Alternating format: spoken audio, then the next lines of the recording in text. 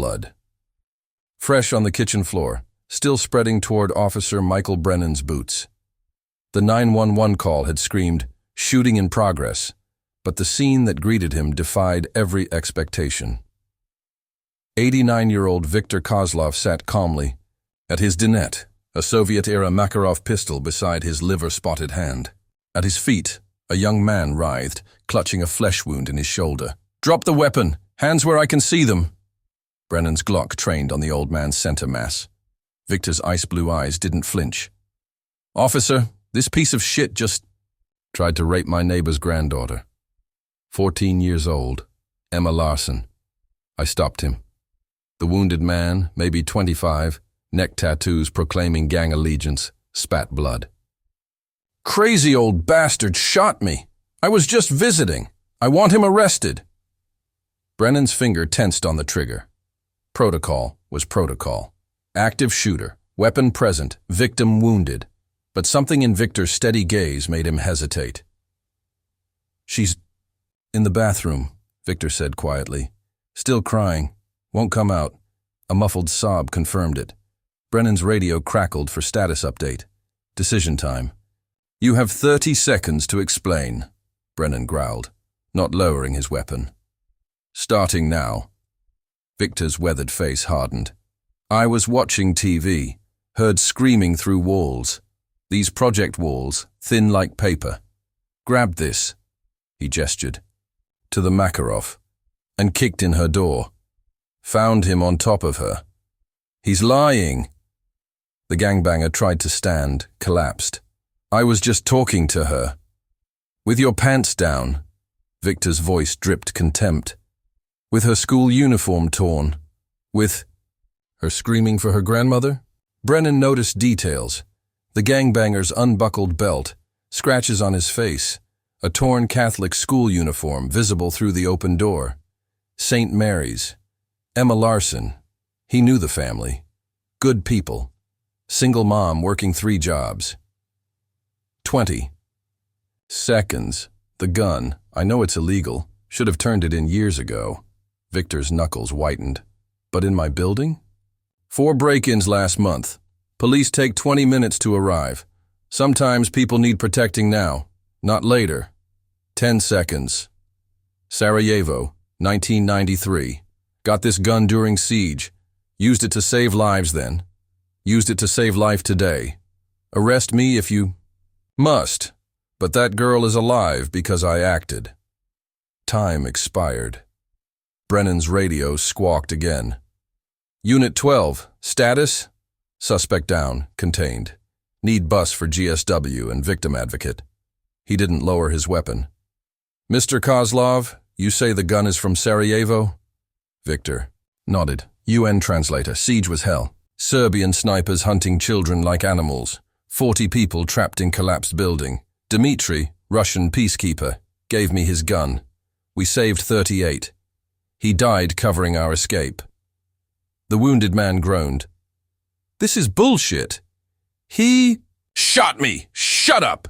Brennan's voice could have frozen hell. Emma Larson, this is Officer Brennan. You're safe now." The bathroom door cracked open. A young girl peered out.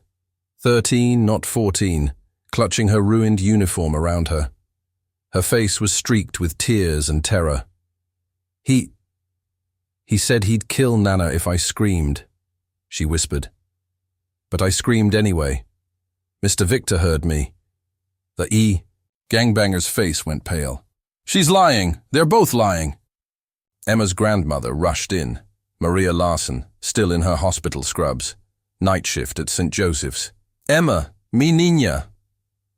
As grandmother and granddaughter collapsed together, sobbing, Brennan made his decision. Protocol be damned. "Mr. Kozlov, I'm going to need to take that weapon as evidence. There will be paperwork. Lots of paperwork." He holstered his Glock.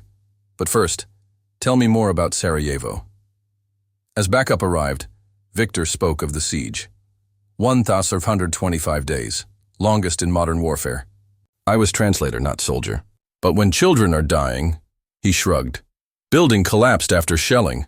Basement became tomb. Serbian sniper had intersection covered. UN said too dangerous. Paramedics worked on the gangbanger, who kept demanding his rights. Brennan ignored him, focused on Victor. Dmitri was maybe 25. Big smile, bad teeth. He hands me his Makarov, says, "Someone has to try." I tell him I don't know how to shoot. He laughs. "Point and squeeze like taking photograph. You'll know when." Emma's grandmother held her granddaughter, whispering prayers in Spanish. The crime scene techs arrived, started processing. We get them out. 2, 3 at a time. Sniper shoots, misses mostly. Sometimes doesn't. 7 trips, 38 people. Last trip, Dmitri takes bullet meant for me. I drag him to UN truck. He dies holding my hand, makes me promise to keep gun. Says stories need witnesses, actions need tools, Brennan thought. Of procedure, of regulations, of laws written in comfortable offices by people who never heard children scream in the night. The gangbanger. His name's Rico Morales. 3 priors. Sexual assault charges dropped twice. Witnesses disappeared. He looked at Emma, trembling in her grandmother's arms. Not this time. At the station, Brennan ran the databases. Victor Kozlov, UN Commendation for Extraordinary Bravery, 1993. Fast-track U.S. citizenship, 1994. Widower. 1 adopted daughter. He dug deeper. Dr. Amira Kozlov-Chen, pediatric trauma surgeon, Johns Hopkins. Specialty, treating child victims of violence. Her bio mentioned being rescued from Sarajevo as an orphan by a brave translator who became my father. The twist came from Rico Morales' phone. Password protected, but the techs cracked it. Videos. Not just planning Emma's assault, but documenting others. 6 that they could identify. Maybe more. Children from the projects, victims too terrified to speak. Victor hadn't just saved Emma. He'd stopped a serial predator. The prosecutor, reviewing the evidence, went pale. Jesus Christ. This guy's been hunting for 2 years. These videos. She snapped the folder shut. What about the old man's gun? Brennan had already decided. What gun? Report says homeowner Victor Kozlov defended neighbor using legally owned firearm. Purchased through proper channels 1994. Registration was misfiled in our system, just located during routine audit. That's irregular. So is a serial child rapist operating in our jurisdiction for 2 years.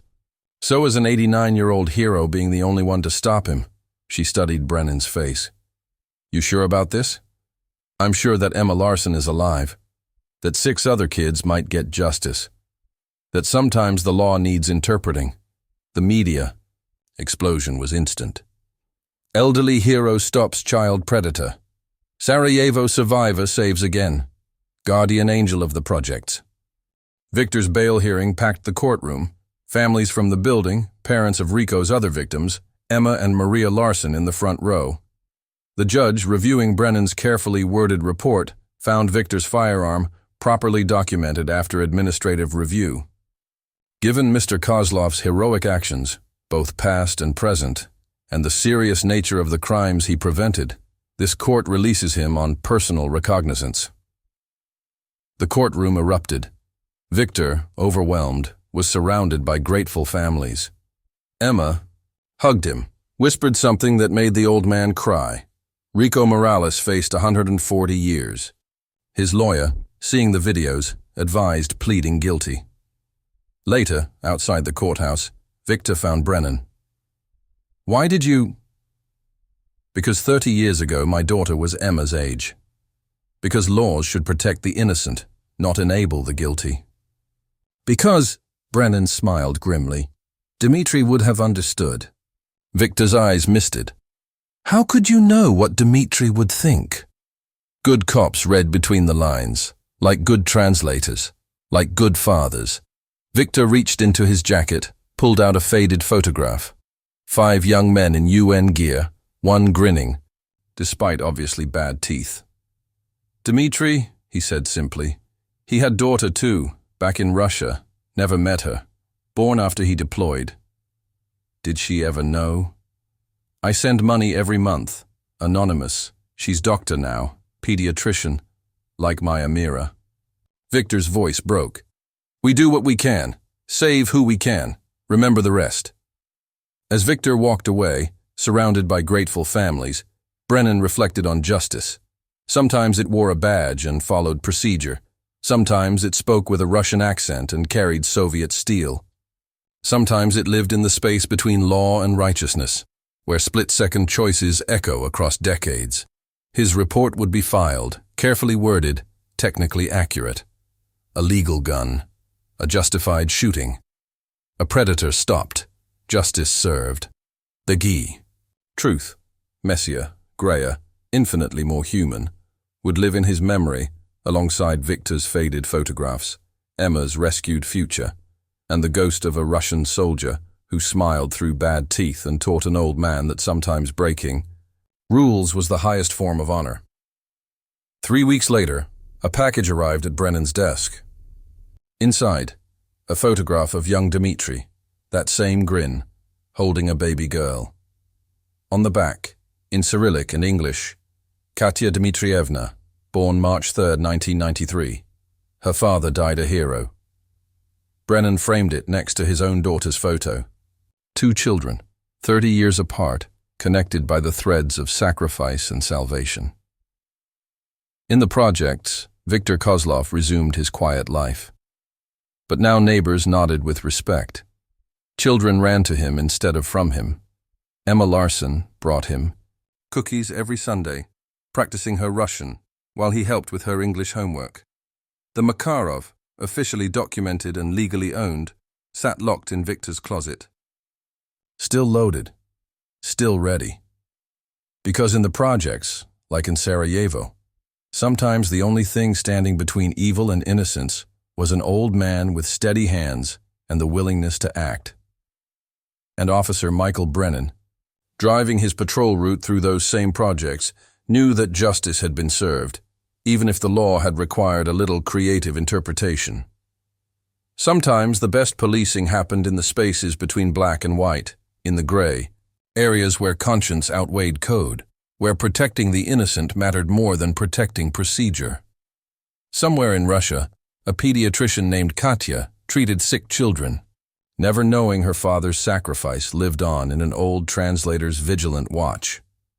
Somewhere in Baltimore, Dr. Amira Kozlov-Chen saved broken children, honoring the man who'd saved her, and somewhere between law and justice, between regulation and righteousness, the ghost of Dmitri smiled through bad teeth, content that his lessons in courage had found their mark.